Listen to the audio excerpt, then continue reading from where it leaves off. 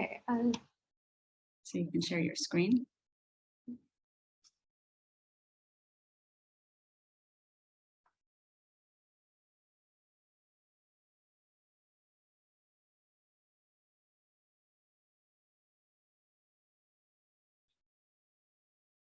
Okay, so welcome everybody.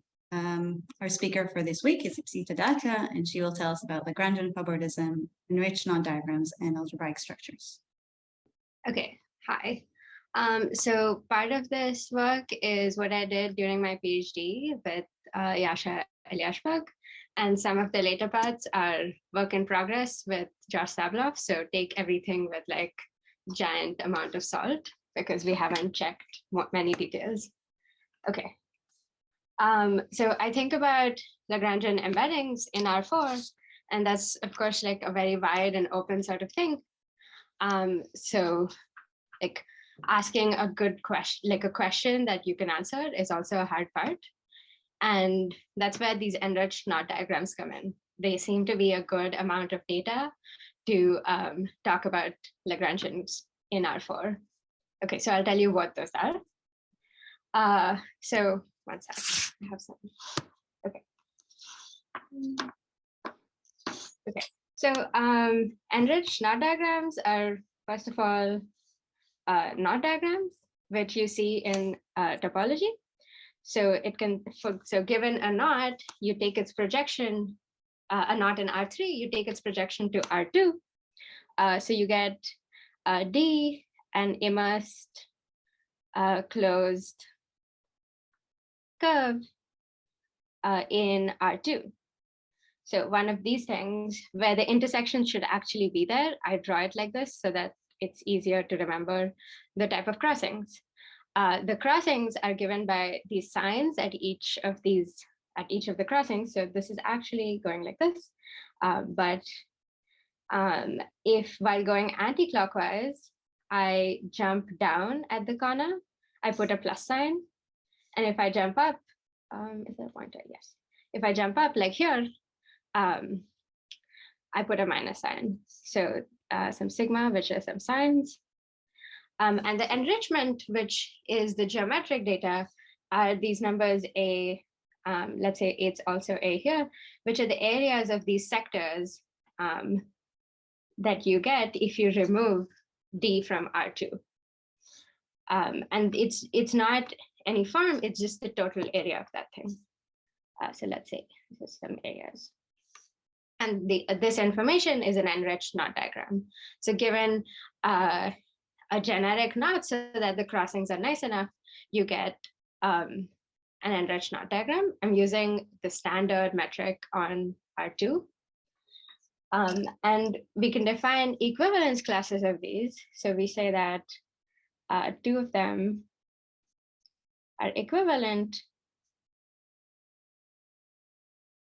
if there exists a diffeomorphism of R2 that takes one of these data to the other. So P of D1 is D2. And if you think of sigma and A as like some functions on some discrete sets, then so the push forwards, maybe.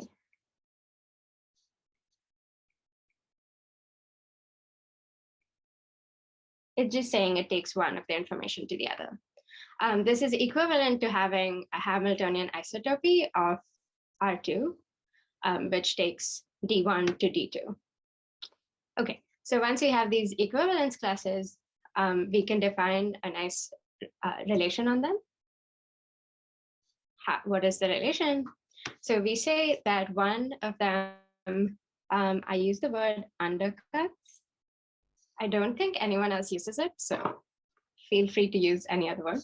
Undercuts the other one. If there exists a Lagrangian, so we're considering R4 with the standard symplectic form.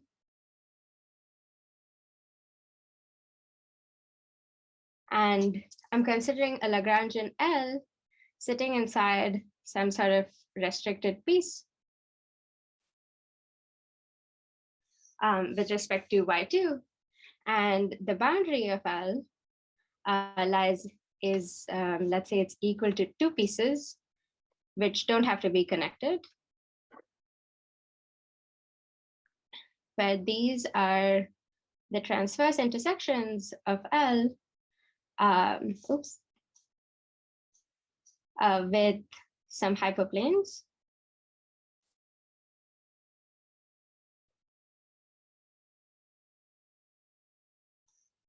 And I assume that L is relatively exact, which is a slight generalization of exactness. What I want is, so let's call this omega.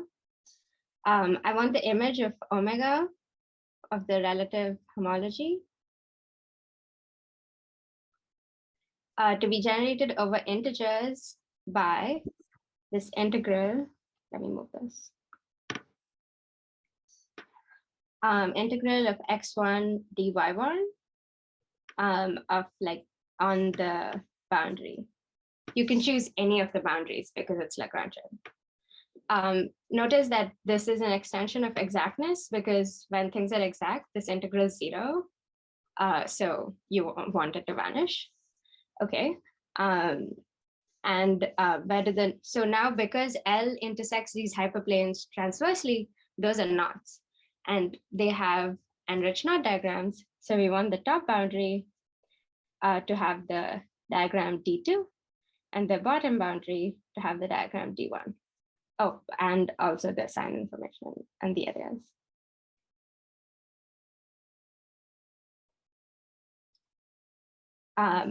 You can show that this is actually well defined on the equivalence classes by constructing these Lagrangian collars and going between one representative and the other. So if your Lagrangian looks something like this, then the top boundary corresponds to diagram D2. I'm just not writing the other information. And this is to D1. Okay, and we could restrict our attention to a set of exact diagrams, but I want this integral over D to be 0. Then we call it exact diagram. And turns out, if you restrict this if you restrict this relation to the set of all exact enriched knot diagrams, you get a partial order, actually a strict partial order, which is exciting because if you don't have this area condition, we have no idea what happens, even if you restrict to the case where all of these are Lagrangian for your favorite contact form. Okay, so now that we have a nice relation and it's like a partial order, blah, blah, we can ask, given two enriched knot diagrams, can we obstruct the existence of this relation? So they obstruct the existence of any such Lagrangian.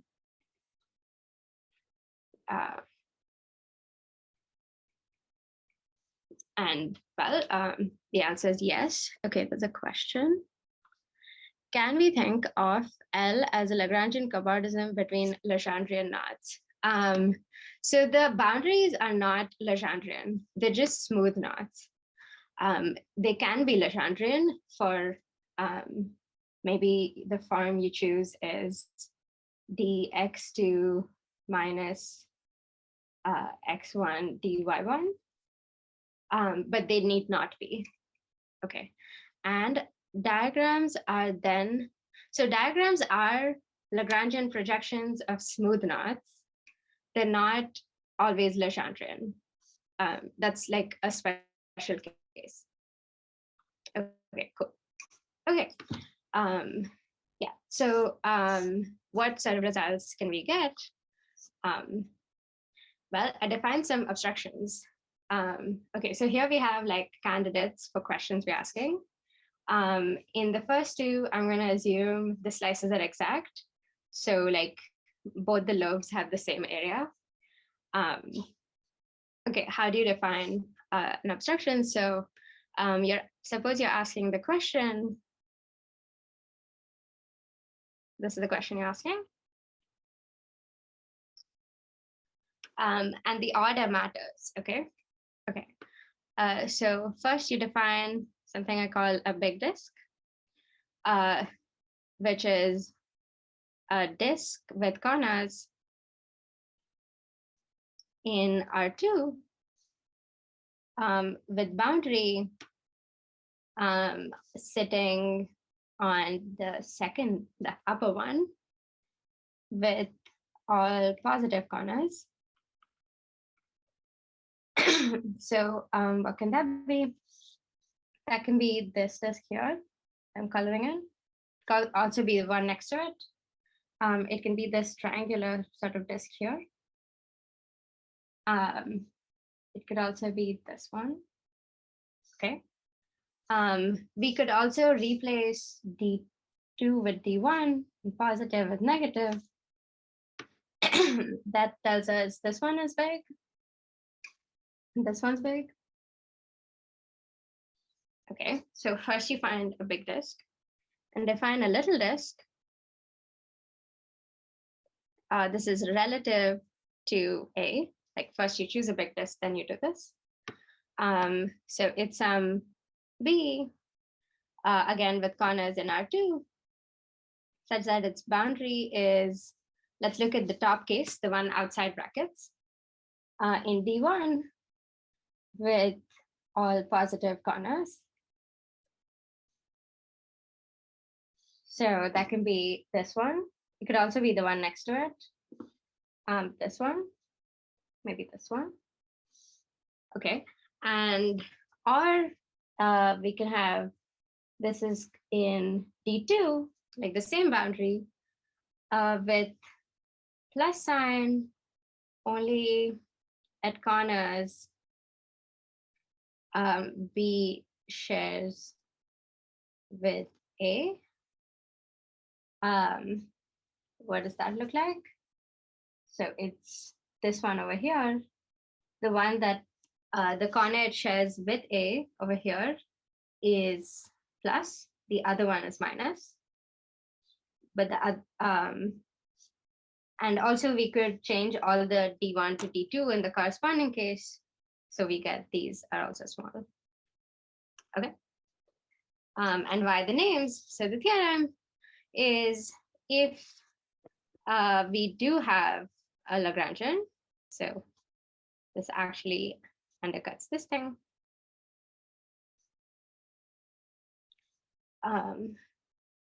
Then for every big disk A, there exists a little disk B relative to A, such that the area in the standard metric of A is greater than or equal to area of B. And equality holds in some very simple sort of cases. None of these over here that I've drawn. Equality can hold. So what does this give us in these top examples? So for the first one, if we have this like unknot drawn like a figure 8, then we must have B. So the area B is the big disk. So B is greater than A. But over here, we have A is greater than B. And similarly for these trefoils,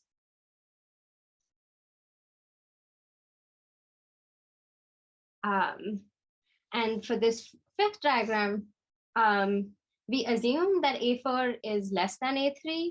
So that pair gets ruled out. So therefore, A4 has to be greater than B. But if we didn't assume that, it would be like A4 is greater than the minimum of A3 and B. So we get nice area relations. Cool. Questions?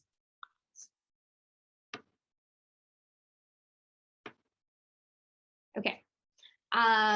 So these obstructions are nice, but not like, they don't always give us great computability. Like even in the fifth diagram here, once there are a lot of disks floating around, we don't know what to do. So the proof of this use some holomorphic curve techniques, which I won't like jump into right now, but instead, I'll introduce some sort of algebraic structures I've been working on with Josh, and the holomorphic curves will appear in that context, and we'll see how these results come out of there. Okay. So what sort of algebraic structures? First, I'm going to define a thing called slice algebra. Okay, so for these algebraic structures, I'm restricting only to the exact case, which was not needed for the obstructions in the previous page. And probably we can do things in the non-exact case, but it's too much notation, and we're not dealing with it right now. Okay, so what by slice algebra, what I mean, so a slice is it's a Lagrangian slice. So it's the transverse intersection of L with some hyperplane y2 equals A. And this will have an enriched knot diagram. Okay, so from this, we want to define an algebra, which what I'm going to do is take a very roundabout way of defining the Lagrangian contact homology of the Lagrangian lift of D. Okay, so D is a curve in R2, which has total area bound 0. So there exists a Lagrangian lift, which may or may not match with this intersection. But still, this algebra is going to look exactly like that, but with some extra information. So what are we going to do? So let R be the set of double points of D. Let me just draw something.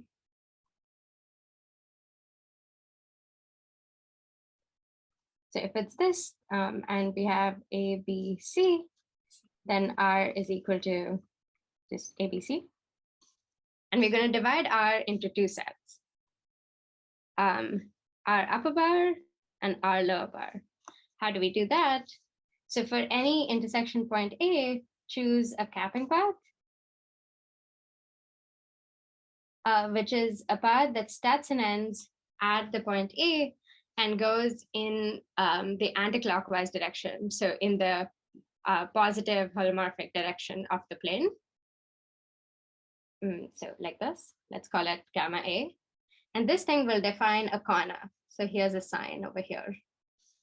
Okay, so our upper bar is going to be the set of all A in this intersection point, in the set of intersection points, such that the sign at A of this path, so the sign over here, is equal to the sign of the integral of xy dy1 along this path. So if for this picture, I put a plus sign here, A would be an R upper bar. And if I put minus sign, then it doesn't match, which is the rest of them. So for this picture up here, our upper bar is going to be equal to A and C. We have to assume that these are some areas A1, A2, A3, A4 in descending order, which will give us this as our lower bar is B. Yeah, okay. And what this happens is our upper bar, those points pretend like they're points sitting on a Lagrangian, and our lower bar have some opposite sort of behavior. Yes. Okay. Actually, I have a question. Do you get the same answer for every capping disk? Like if you're yes, because we took that they're exact. So the total integral is 0. Yeah. If you didn't consider that, that's why there'd be more notation. You would be like adding maybe you take a tuple of like a point and a capping part. Okay. Thanks. Okay, and then look at A to be the free unital associative algebra. So I'll take it to be over Z2 for now, but I think it makes more sense to add some more information, but just let's do Z2. We'll denote them by QA, but we'll put an upper bar if A is an R upper bar and a QB lower bar if B is an R lower bar. So this is the slightly extra information. And then we can define A hat to be the vector space. It's a module, I guess, in general case, over Z2 generated by, we take Q, P, A. Again, we'll put an upper bar or a lower bar. So Q belongs to A. And A belongs to our upper bar, B belongs to our lower bar.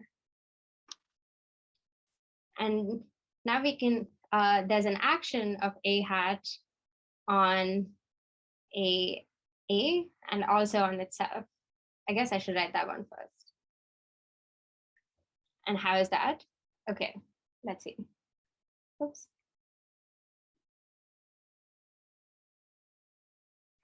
Is there a way to make that picture disappear? Oh, nice.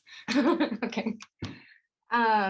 So I'm going to denote by this box, which is green, and divide it into two parts. This is R, and there's R upper bar over here, and R lower bar here. Okay. And an element of A hat looks like an arrow with one starting point, that's the P, and it can have multiple endpoints. And what is the action on A? The action on A is it takes this point at the beginning and pushes it using the arrows to the endpoints. And the action on A hat is by gluing. So what do I mean by that? Suppose you take, I don't want to mess this up, some Q1, P2. I'm not writing the upper and lower bars, they're just there. Suppose this is acting on something like this. Yep.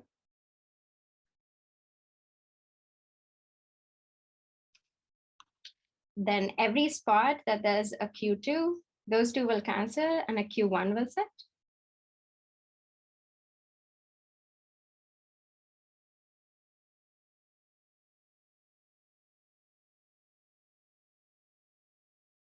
And if you were acting on an element of A, then there'd just be like a Q2 maybe, and then you'd get Q1. But if it wasn't Q2, it was some other Q3, then you'd get 0.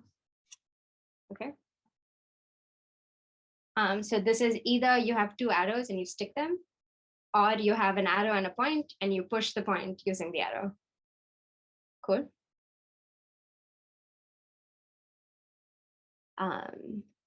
Okay. Now that we have this action, we can define some differentials. But before I do that, I have to define another set of signs. So till now we had one set of signs. Let's call them like diagram signs. But I'm going to define something I call floor signs. So if for a point in our upper bar, the floor sign, which I'll do in green, is equal to the diagram sign for any disk that has a corner there. Okay.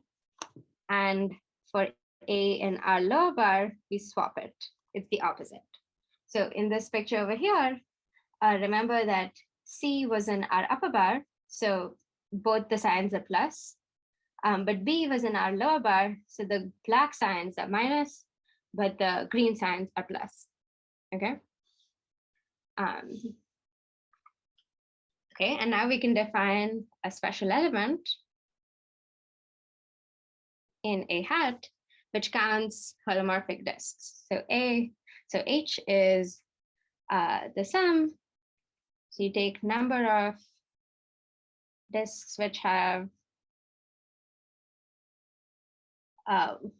one plus sign, one plus green sign, and multiple negative greens signs. And the number of negative signs can also be 0. So you're allowed to take like lobes. And okay, these are all in R2 with boundary on your diagram, and you're summing over, let's call this point 1, and sum 1 to m. So you're summing over all sorts of all points in A. Yeah.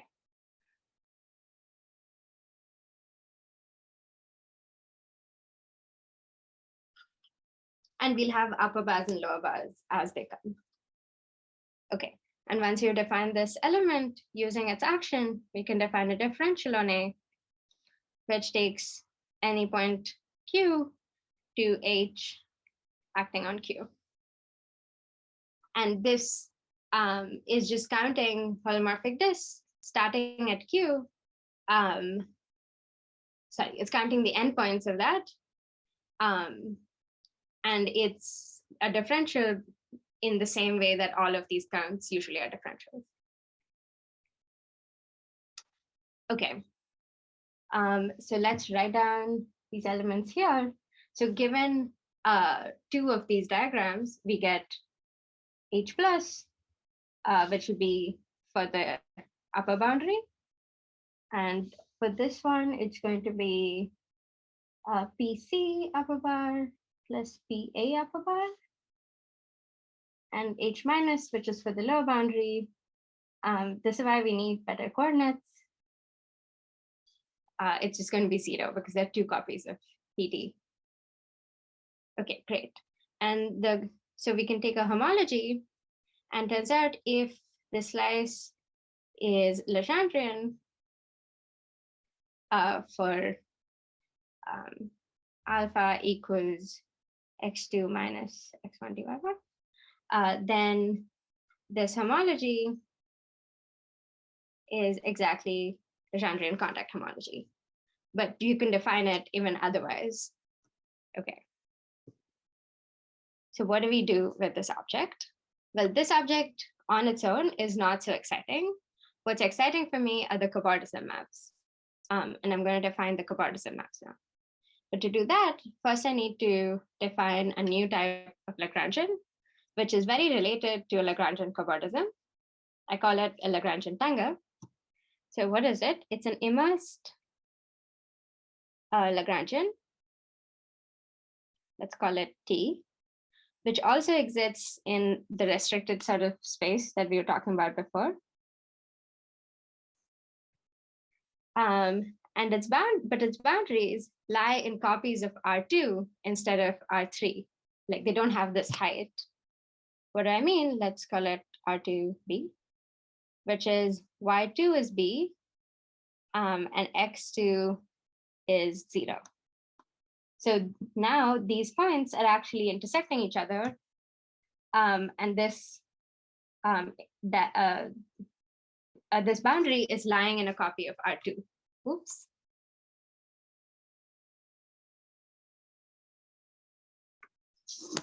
Excuse me.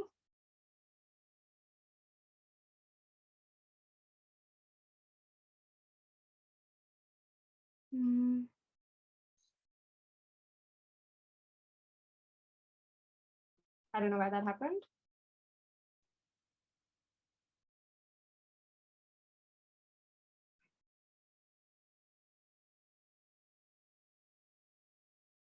Okay, great.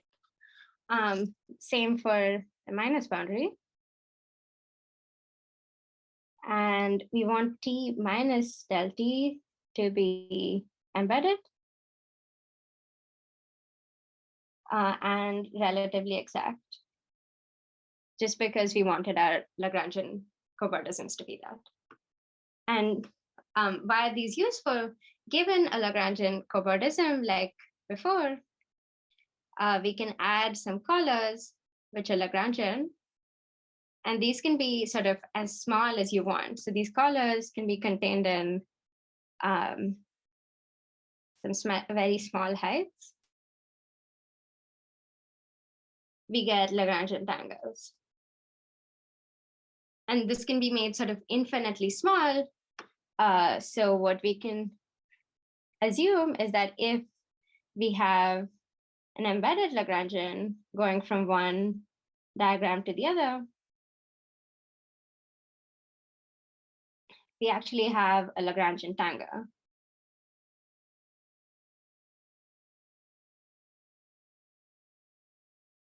Such that the boundaries are exactly equal to these immersed curves. And because it's embedded on the inside, if you look at it just standard, then you get the signs that you need. Those are the corresponding signs from the Lagrangian cobordism. Okay, so given a Lagrangian tangle, we see that we have two homologies. And we'll denote these by R plus, so there'll be a plus everywhere, a minus everywhere. And I'll denote this by two green boxes.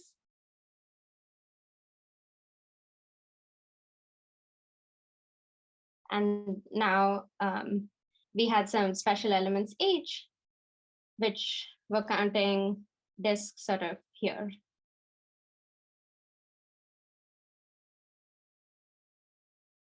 Right? Okay, but this is an immersed Lagrangian in R4, so there are more holomorphic disks, which have like starting and ending points on both the boundaries. What do we do with those? So let's define similar algebra for the Lagrangian tangle. Let B T for the tangle be the free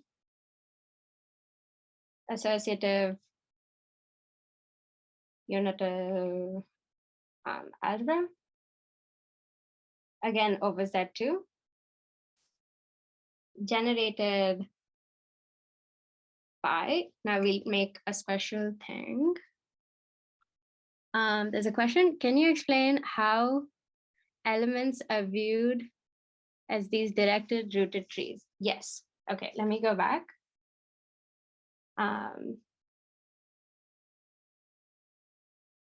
So, okay, maybe I can just use a space here.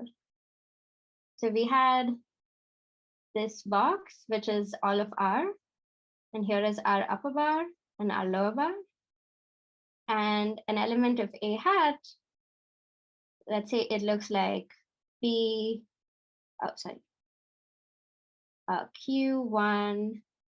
upper bar, Q2 lower bar, and P3 say upper bar. So it can have only one P. So the P3 is the starting point, which is an R upper bar, and it has two endpoints. So there's one here and two here, and I have an arrow like this. And because it can have only one P, it has only one starting point, which makes sense that it's an arrow. Did that answer your question? Okay, cool. Okay. So now we're letting BT, now we're looking at the whole two-dimensional object sitting in R4 to be generated by, I think, QA lower bar plus and QB upper bar minus. For these, let me just write it. So we're not taking all the generators. What we're taking is points here and points over here and over here, like on these two and not the other two spots. Why are we doing that? I want to treat these as like endpoints of holomorphic disks, which lie in like genuinely in the whole Lagrangian and not just in the slice. And turns out, so it looks something like this, let's see. So it turns out the black signs, the diagram signs, can only be plus over here and minus on this side and not the other way around. And what happens if you have that? So this plus will remain plus if this is in our upper bar, but will change to minus on this side. And similarly here, you'll have minus and plus. And we're looking at only places where you can get a green minus. Okay, so that's BT. But BT hat looks much more like before. So is Z2 module vector space generated by Q, P, A. There's upper bars, lower bars as you need. Q belongs to A plus free product with A minus. So you're taking all those things in the slice.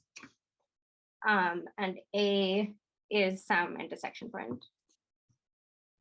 Cool. Okay.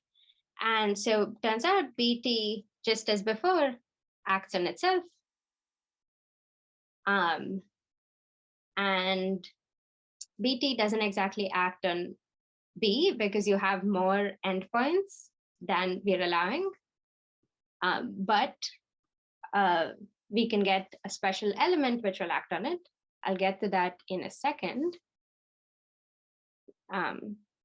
What actually happens is BT hat sort of acts on the free product of A plus star A minus, inside which BT is sitting. Make sense? Okay.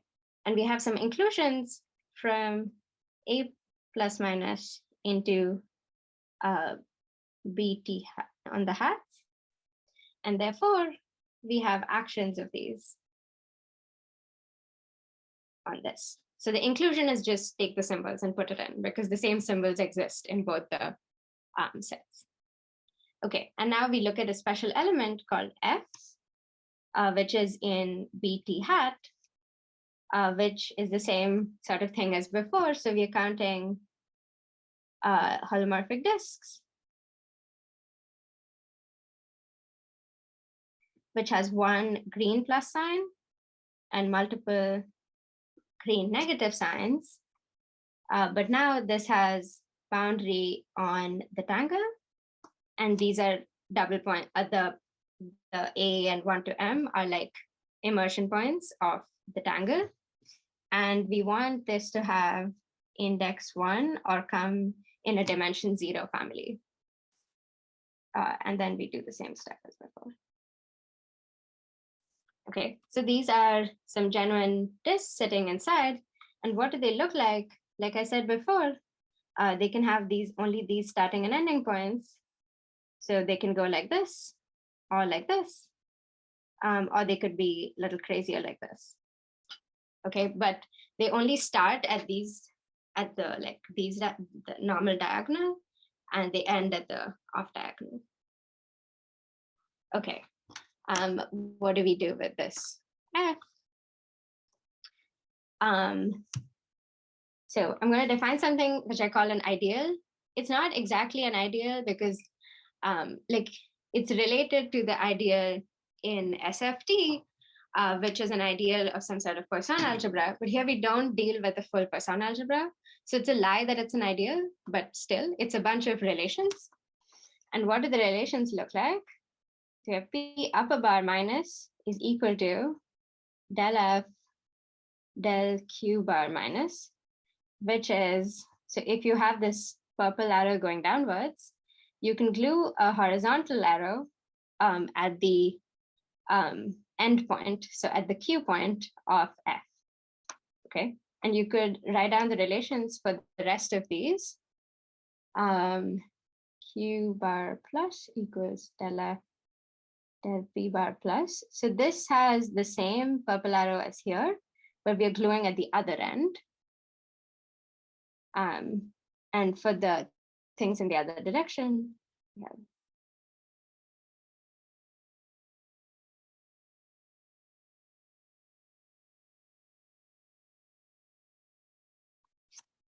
Okay, so you have a bunch of relations, and restriction to LF is a map from B hat to B hat, and also from A plus star A minus to A plus star A minus, which just means take your element and replace with all possible relations in LF, like do all of them that you can. Okay, there's a question. Can you say again what F is? Yes. So F is an element which is counting all holomorphic disks which are sitting in the Lagrangian tangle and have corners at the immersed points. So like if I take this picture, it's things that there are too many plus signs here, but it's stuff like look like this and have one plus sign here and some multiple minus signs.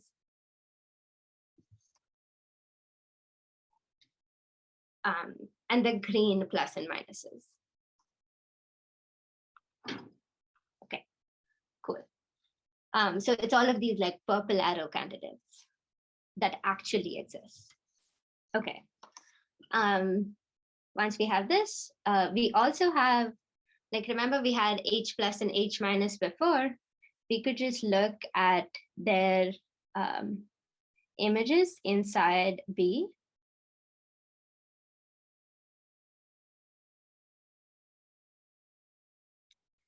These are what I call horizontal disks. They're lying at the boundary.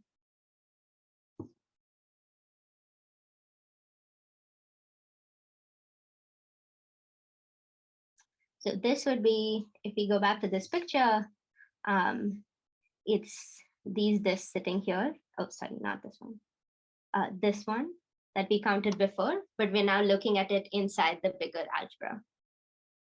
Okay, and theorem H, and then you apply the restriction to F, is 0. Why is that? Okay, so my claim is that H restricted to LF,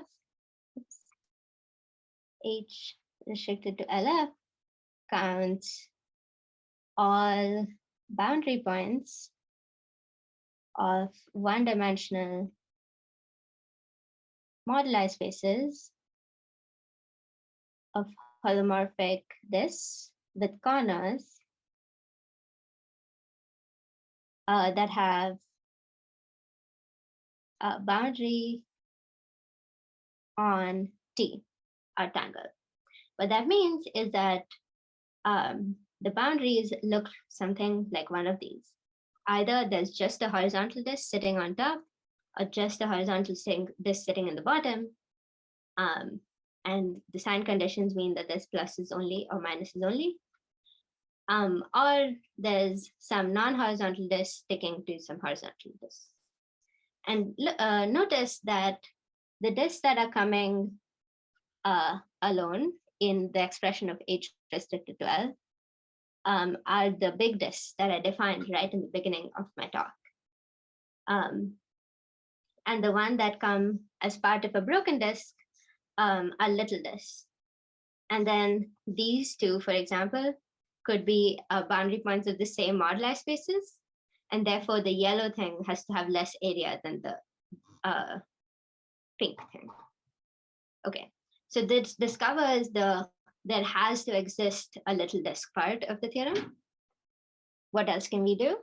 So because H restricted to LF is 0, some sort of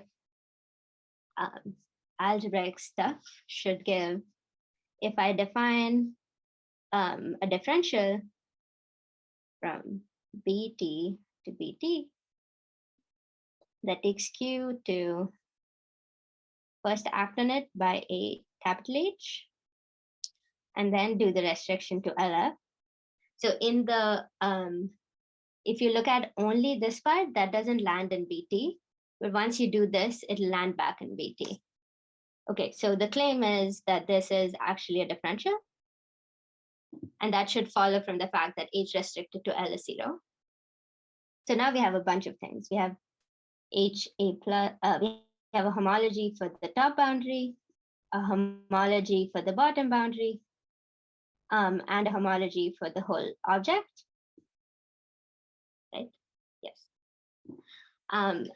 What do we want next? We want chain maps. Okay, so what are the chain maps? From A plus minus to B takes a point Q and just looks at first, puts it inside B by the inclusion, which is not doing anything, and then does restriction to LF. The claim is that these are actually chain maps. So you get maps on the homology going like this. And the cool part is both of these are action decreasing.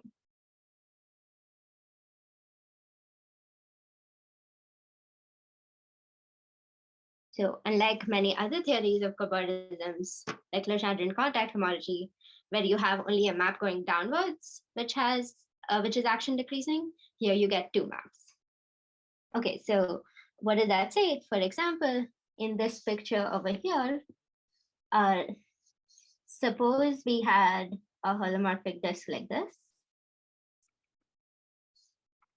Then we would get that J plus of QC is equal to QD, which would mean that this area, which was A4, and this was B, A4 has to be strictly greater than B, which was the big disks have to be bigger than the little disks theorem. That was the example. Okay, and if the bottom boundary is Lagrangian, then J minus is equal to identity. So we lose sort of the bottom part of this, like this part goes away, and you only get a map that goes downwards, which should in some spirit be similar to the cobordism maps in LCH, but I think this is slightly different. I'm not very sure yet. And if we look at a different contact form, which is dx2 plus x1 dy1, and if del plus L is Lagrangian for this contact form, then J plus is identity. So then we lose sort of the top thing. And this is simply because we had, okay, I'm going to use the space, go away. Okay, space here. And we had these green boxes. And remember that the arrows could start here and end in these two boxes, but nothing started in this box and this box. So on those boxes, the map was identity. So these black dots don't move anywhere under the J plus and J minus maps. And if one of these Lagrangian things holds, we get rid of one side of these boxes and you have only arrows going downwards. Okay, that's all I had to say. Thank you. I have maybe I'll let other people ask before me, but I have a question. Okay. Cool. Anyone else wants to go first? Okay, so in the meantime, I'll ask, can you explain, maybe you explained and I missed it, why if one of them is a Lagrangian, you get identity? Like, why is the map being identity when it's a Lagrangian? Yeah, okay, I'll explain it again. I think I did a very hurried job. Okay, so we had this, these are the points. And the J plus map takes points on the top boundary and pushes them down using purple arrows. And purple arrows can only start here. So things here can get moved. Similarly,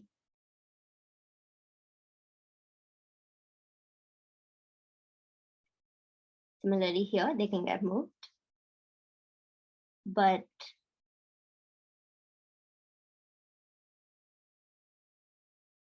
no arrows start here or here. So the J plus map is identity on this box because there are no arrows starting here. So you can't push it. It doesn't get pushed, it just stays there. Oh, but it maps things to itself and not to zero, or yes, to the yes, okay. Yeah. That's why this is I denote it as like a restriction to LF as opposed to count disks, because if you counted this, it would be zero. But because it's a restriction, it's like if you can't clue anything, just leave it. Okay, so it always acts as an identity on this cross diagonal. Yeah, on these boxes. Yeah. Okay, thanks. I think there's a chat question. How does this relate to, I don't know what Yangian diagrams are, so.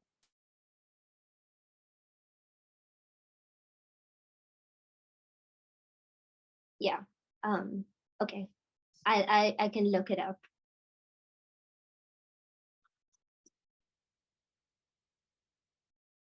Anyone else has questions?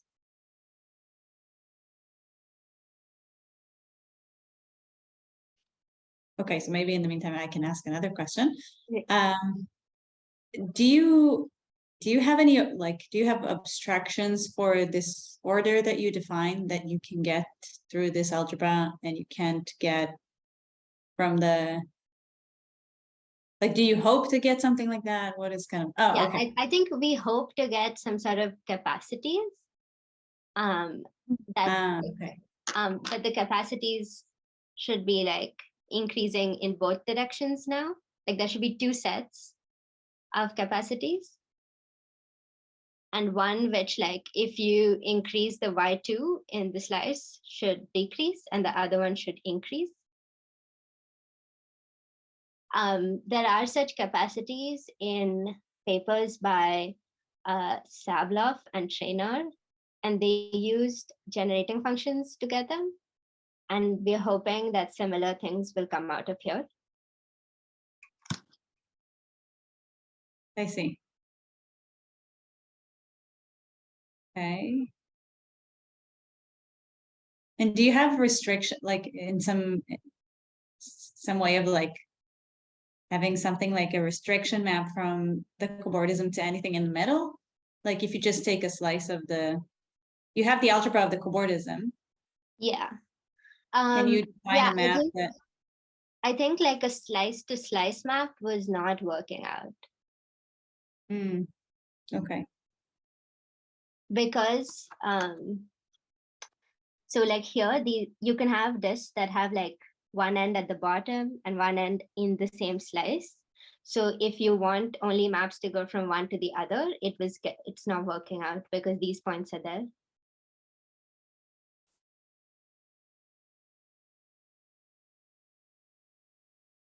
Okay.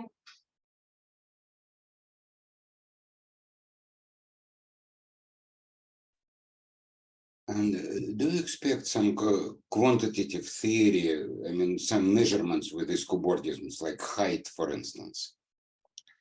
I want such height restrictions, but I have failed to produce any till now. I see, but you don't rule out that they exist, so that you need no.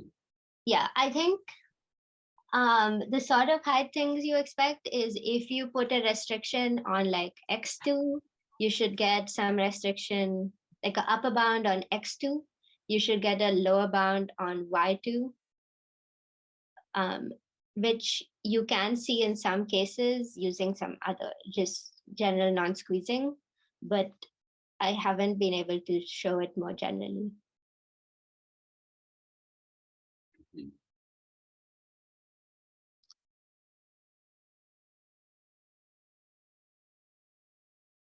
And did you try to increase the dimension of the story? No. So I use some 4-dimensional things like, I use 4 dimensions to show transversality. But I also use the fact that this is like C cross C. So I think if we had something which was C times some other symplectic manifold, it would work. But I have not tried it because because the transversality and some gluing things seem very four-dimensional. Mhm.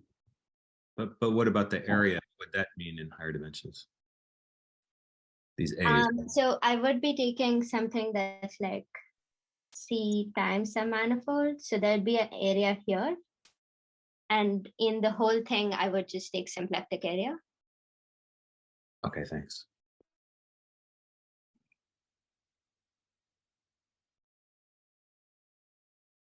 And could you please repeat? You said something in the beginning, but I missed to some extent. So, what is kind of motivation? What was the original motivation for this problem? So, Okay. So I think the motivation was maybe different things. One was, I mean, just maybe Lagrangians in R4 are interesting, but the other motivation was to study like two knots, so embeddings of spheres inside R4.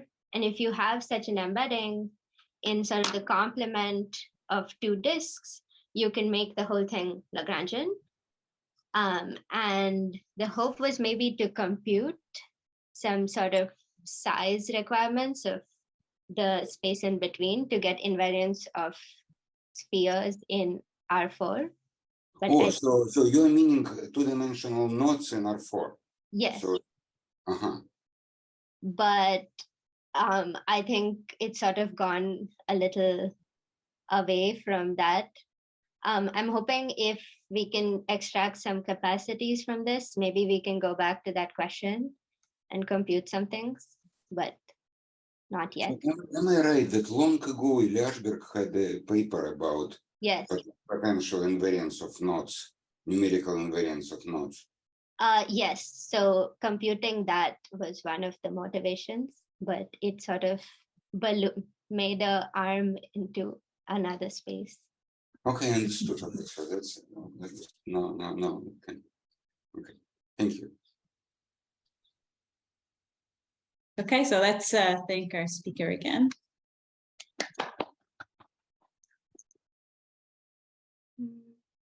And if anyone wants, you can stick around for an informal discussion.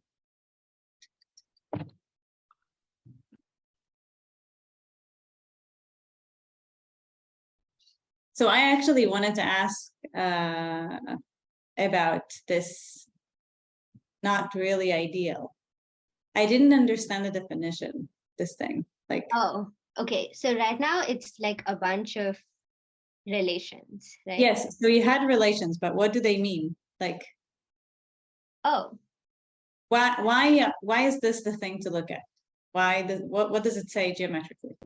Oh, geometrically.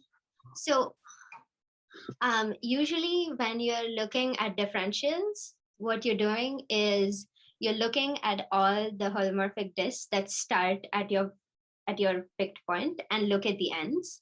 Mm-hmm. But here, so what was going wrong was we sort of have gluing in at multiple points at the same time. Okay, maybe I should share screen.